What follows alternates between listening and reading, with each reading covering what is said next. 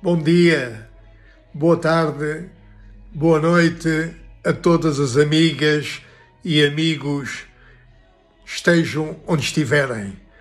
Hoje vou falar-vos dos governadores de Macau e dos governadores interinos que conheci. Conheci Moreira Campos, Amaral de Freitas, Carlos Monjardino e Morteira Nabo como governadores interinos de Macau. Conheci como governadores efetivos o primeiro governador após o 25 de Abril, Garcia Leandro. Garcia Leandro, que logo após o 25 de Abril esteve nomeado pelo MFA para Timor, deslocou-se à minha casa para falar com o meu sogro Manuel Viegas Carrascalão, uma pessoa bastante conhecida em Timor e conhecedor de toda a problemática em Timor. Garcia Leandro foi à minha casa falar com ele e pedir a sua opinião da sua nomeação para governador de Timor.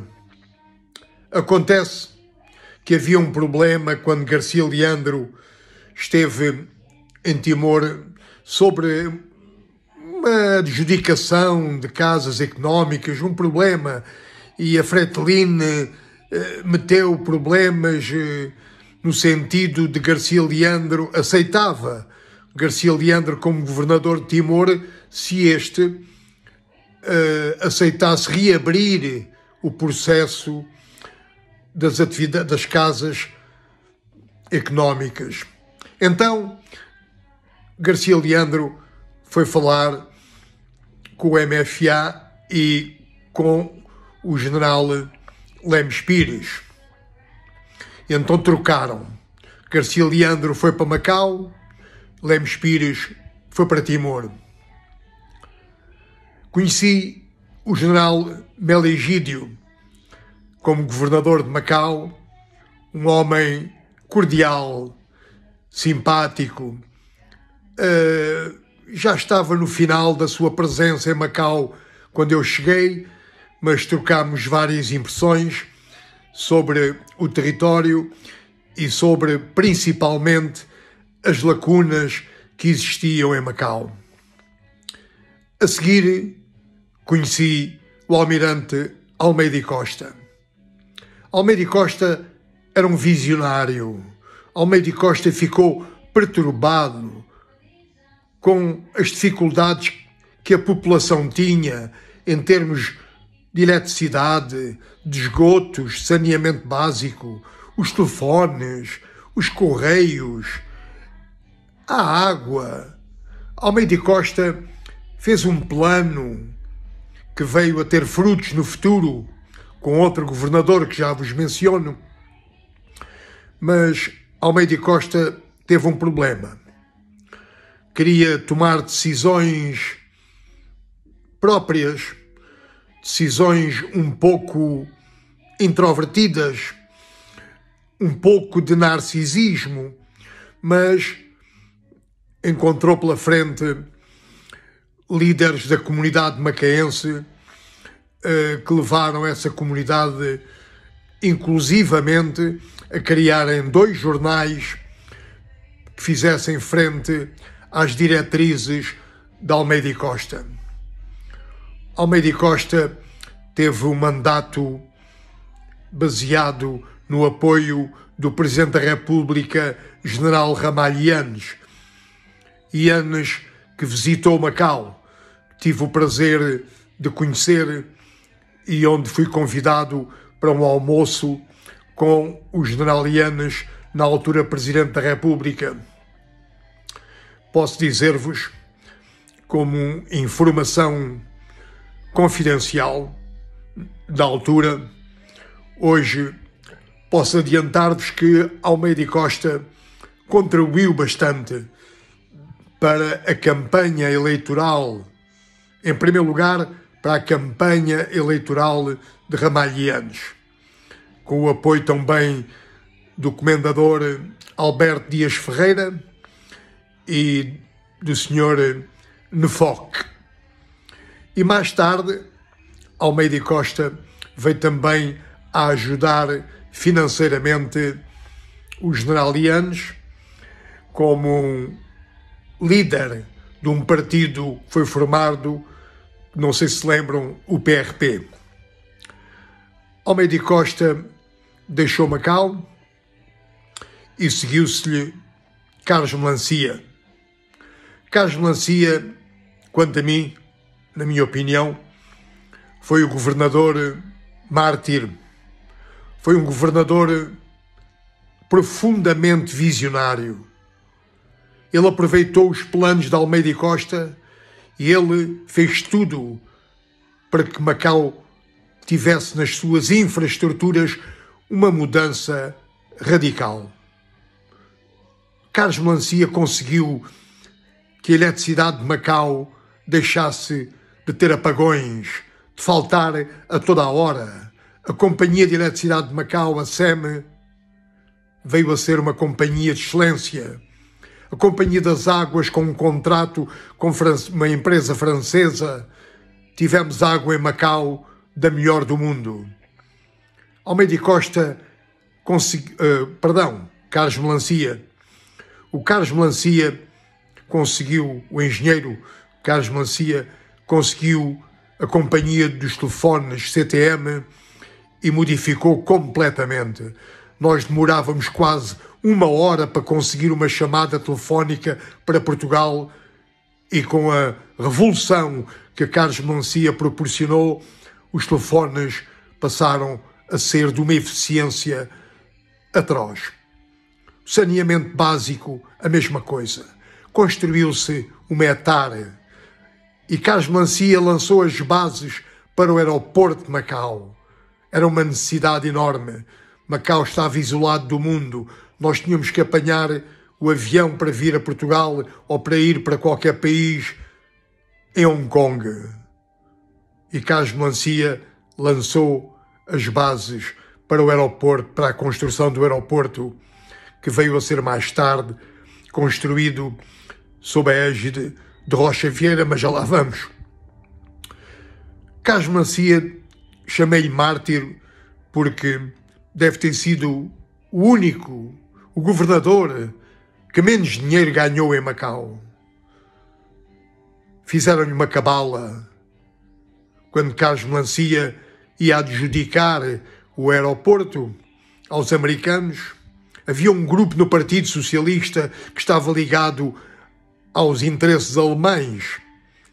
E quando Carlos Melancia informou esse grupo socialista de que já se tinha comprometido com os americanos, nada mais, nada menos que esse grupo enviou um fax para o Jornal Expresso dizendo que Carlos Melancia tinha recebido 50 mil contos de corrupção. Mário Soares, na altura Presidente da República, chamou Carlos Melancia a Lisboa e Carlos Melancia não voltou a Macau. Foi um mártir, foi alvo de uma cabala e quero homenagear aqui o saudoso Carlos Melancia, que visitei-o no seu hotel que veio a ter, perto de Porto Alegre, e contou-me tudo.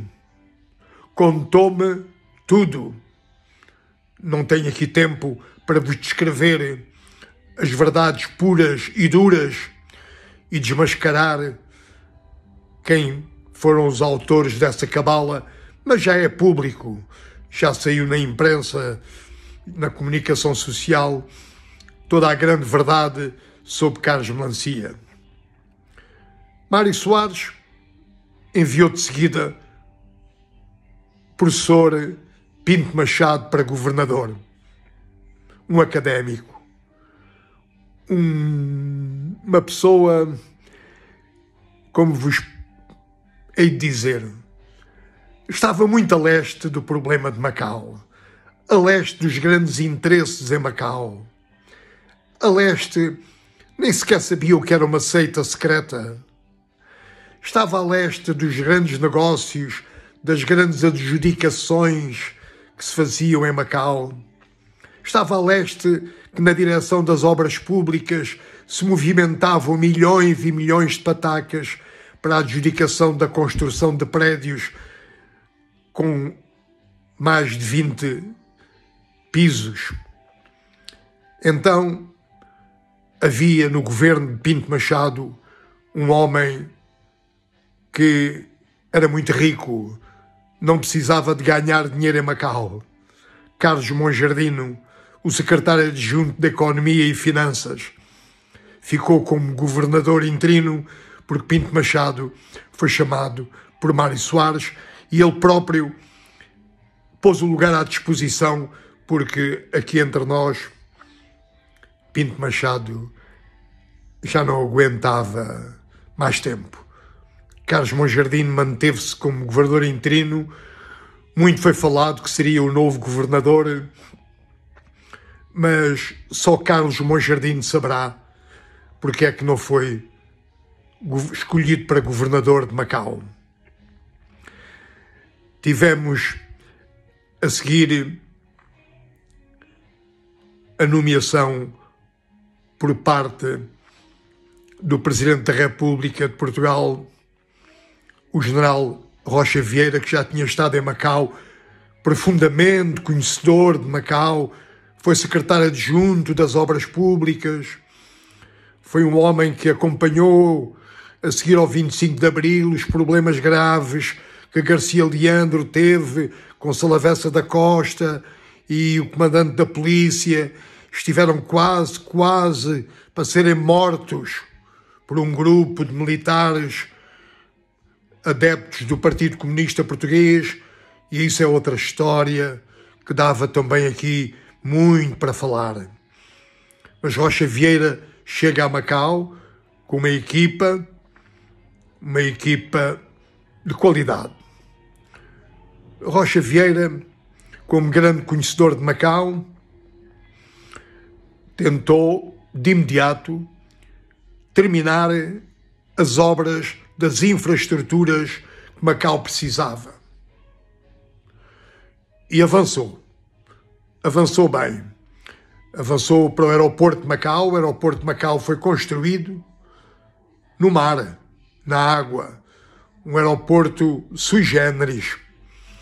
E teve a inauguração com a presença do Presidente da República, Mário Soares, um acontecimento de grandeza em Macau. Rocha Vieira foi um governador que, podemos dizer, ficou respeitado pela China, mas o seu governo não foi um governo sério em muitos aspectos. A corrupção foi grandiosa. Eu era diretor de um jornal, o meu jornal esgotava todos os dias 1000 exemplares, porque eu desmascarava a corrupção que reinava nos diversos departamentos do governo de Rocha Vieira.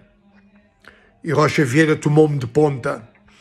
E houve indicações para o Gabinete de Comunicação Social, dirigido por um senhor chamado Afonso Camões, para que para o meu jornal não fosse uma pataca. Triste. Os outros jornais recebiam cerca de 300.000 patacas por mês para os diretores. Até que um dia eu pedi uma audiência ao general Rocha Vieira. Recebeu-me e transmiti ao general Rocha Vieira que eu não queria dinheiro. Só lhe queria dizer que o meu jornalismo era sério e que se ele não estava a par do que se estava a passar no interior do seu governo, eu podia lhe descrever todos os pormenores. Mas o que eu publicava tinha documentação. Era a verdade. Era sério. E era importante para a dignidade e o bom nome e imagem de Macau. concordou comigo. Eu disse-lhe que não precisava de dinheiro, mas que não houvesse discriminação e que a publicidade que ia para os outros jornais e nenhuma para o meu jornal passasse a ser pelo menos um terço para o meu jornal daquela que ia para os outros jornais. Aceitou. Com o general Rocha Vieira conto-vos um episódio. Nós praticávamos karting na Ilha da Taipa, perto do Istmo.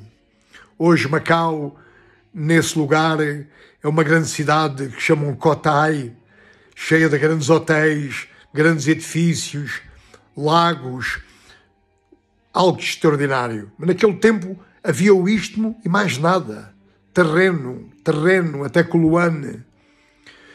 E eu falei com o general Rocha Vieira que nós todos, macaenses, chineses, o Belmiro de Aguiar, os irmãos Mário e José Cine, o Zides Torninho, tantos outros que pilotávamos no karting, tínhamos o desejo que Macau viesse a ter um kartódromo com nível internacional. Rocha Vieira acedeu de imediatamente à construção do kartódromo. Fomos ao local que nós tínhamos escolhido para construir o kartódromo. Mário Cine esteve presente, Belmiro de Aguiar, os membros do governo, o secretário adjunto das Obras Públicas, o diretor dos Serviços de Obras Públicas, e Rocha Vieira no local decidiu a construção do kartódromo, que é hoje o Kartódromo Internacional, onde se realizam as provas internacionais de karting e onde Macau tem grandes pilotos de karting e visitam Macau anualmente os melhores pilotos de karting. Depois passei a ter uma relação cordial com o general Rocha Vieira e aconteceu que Rocha Vieira um dia chamou-me para tomar o pequeno almoço com ele no Palácio de Santa Sancha, a fim de me transmitir que estava confirmado aquilo que todos já nós desconfiávamos depois da passagem de Hong Kong para a soberania chinesa, que Macau seguiria o mesmo caminho. Então, Rocha Vieira transmitiu-me que o general Lianes iria a Pequim, Cavaco Silva depois iria assinar a entrega de Macau à China. No dia 19 de dezembro de 1999, eu e a minha saudosa mulher tirámos uma fotografia em frente ao Palácio da Praia Grande, o Palácio do Governo, com a bandeira portuguesa hasteada, último dia da bandeira portuguesa no mastro. Assistimos, tenho que ser sincero, com as lágrimas, tal como todos os portugueses residentes em Macau, como todos os macaenses, vimos a bandeira portuguesa descer e vimos a cerimónia onde estava o Presidente da República Portuguesa, Jorge Sampaio, e as autoridades chinesas na passagem da soberania da administração de Macau para a China. Meus amigos, agradeço imenso a vossa atenção. Foi mais um contacto convosco. Bom dia, boa tarde, boa noite, onde quer que estejam. Muito obrigado.